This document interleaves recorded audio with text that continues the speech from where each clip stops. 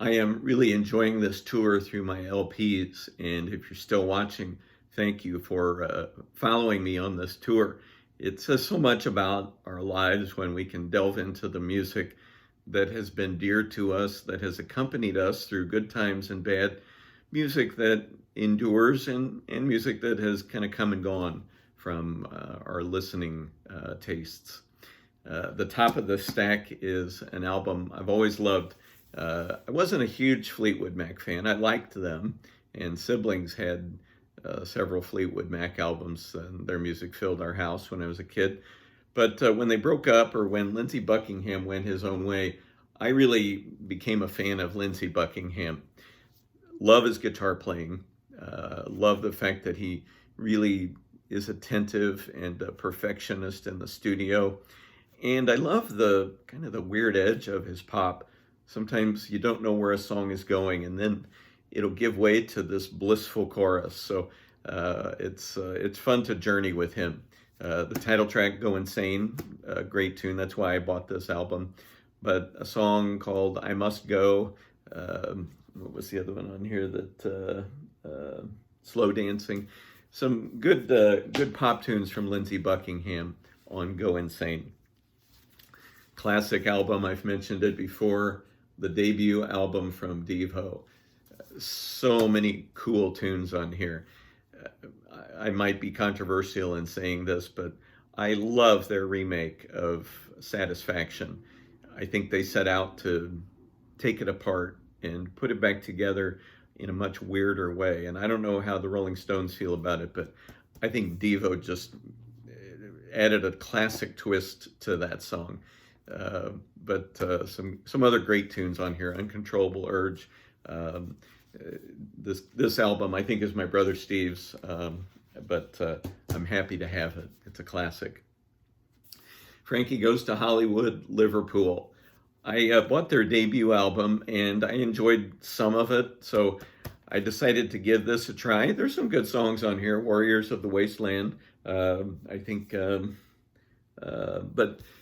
it's not as much fun as the debut album, but I still like it. I was really into the Human League. My brother Steve, I think, was the one who got me into them, and this is, I think, just an extended single. The song "Keep Feeling Fascination." Uh, I love I think they're synthetic horns, but I love the sound of those synthetic horns. And Philip Oakey and the two women who sang opposite him had such a great back and forth in all the Human League songs. Oh, now we're talking. Grace Jones, "Night Clubbing." What an edgy figure she is.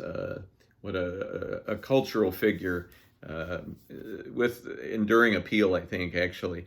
Uh, she has a remake of "Demolition Man" on here that's pretty intense. Um, and "Feel Up," "Walking in the Rain," those songs are songs I still know. But Grace Jones, "Night Clubbing," it's a pretty cool album. Prince, 1999, classic album.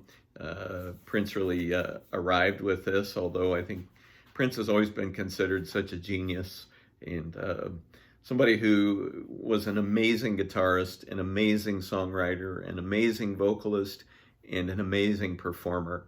Somebody with so much talent. Died too young, unfortunately, but Prince, 1999, got to have it in the collection. Uh, Tina Turner, "Break Every Rule."